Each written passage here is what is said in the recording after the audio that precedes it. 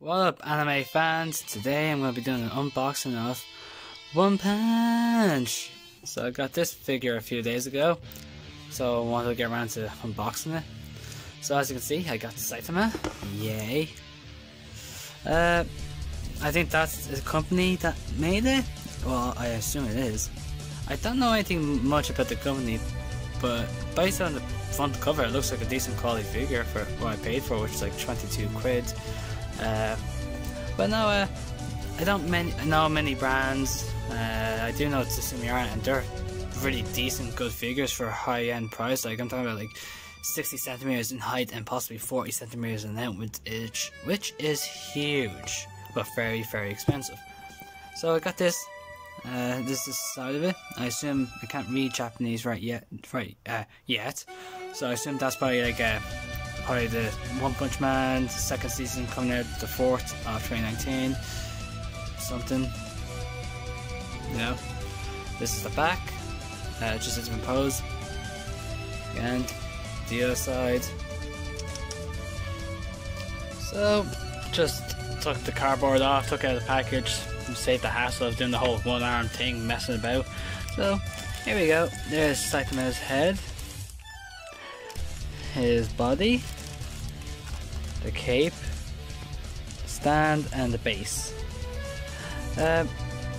Obviously, you know, for 22 quid, you're not gonna expect multiple components to have his action head, his comedic face, etc. You know, and other components. You could probably just get the bare minimum. So yeah, I'll assemble this now, and here we go. I have the plastic. I kind of pose it like he's petting his own head. So there's his head, the bare look on his face, his body, which looks really good. The cape, which very nice. I like it. Base in the stand. So I'm putting its head on, and usually when I see unboxings and it requires some form of assembly, they don't really show you how to like hold the figure, because there is a way to hold it without, you know, breaking it. So what I did was I held it like this. So I kind of had it like that, like hold it around its shoulders, so you have a grip on it and you're not applying too much weight on, let's say, the one arm or the other.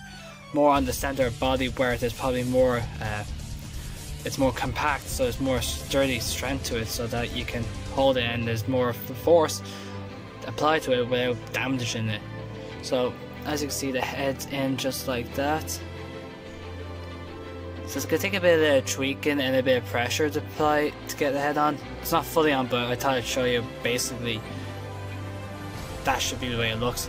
And when holding the head, probably put like oops, out of focus, there we go. Put like your fingers around the side of the head, one maybe kind of on the eyes and one on the back and the front, so you have some form of grip on it. So yeah, I'm sure you get the hang of it once you handle it yourself. It's more different when holding it yourself compared to watching someone online doing it, but hopefully that helps. So back again, got the head on. Actually, what I said just a few seconds ago, do that, but when you're trying to get the head fully on, I would actually recommend not holding it, because I felt like I was going to put too much pressure right here where my fingers are moving and snap it.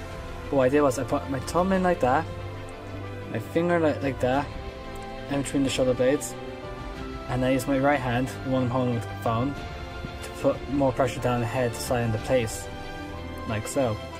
If you get a gap like that and you think it's not on fully, it's on 99%, so it's fine. Too much, you might snap it or break something. So I finally got his cape on, which took a bit of time. It was also nerve-wracking because a bit of it still sticking out, but I don't think I can go in any further. I don't want to test it, because if I push in too far, I think I'm going to break it. But I'm putting that in. You kind of have to bend this slightly to the right, because it would go into that hole perfectly. But when going into that one, it's more around the neck here. So what I have to do is kind of push this one in a bit, and then gently shift it to the side. Don't worry, it will break, but don't put too much pressure on it, okay? and then once that goes in, you kind of push that in, and that, and that, and that, etc. But I did a bit of shaving on the side of this one because there's a bit of uncut molded plastic still left on, so I had to trim it a bit down to get it on. So if it goes in like that, as you see here, I say that's fine because it's well and tight. I won't go in any further. And when you push it in, kind of have one thumb on that, the other thumb on that, and slowly push in each side.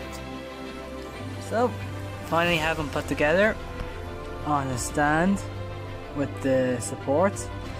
So able to push the cape in a bit more, but again, that's the best you're gonna get. Any more, I'd say you're just gonna probably overdo it. And he's on a stand like so. Just flip it up a bit like that. That's okay. If you get something like that, or you get a bit better, that's fine. How I did it was I put the front foot there. I put the front foot on first.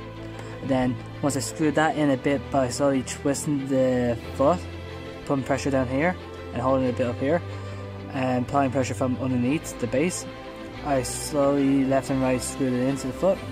Once that was in, I pushed the back foot backwards and got it on. Pushed it down a bit, but not too much because I felt like I was going to break it. Again, don't want to break it. Kind of hold it here, here, and here. Push down on.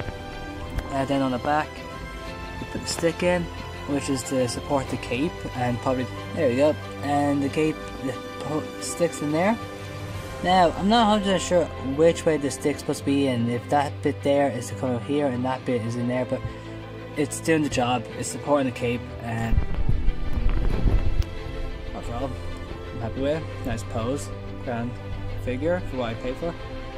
So, thanks for watching. Hope this helped.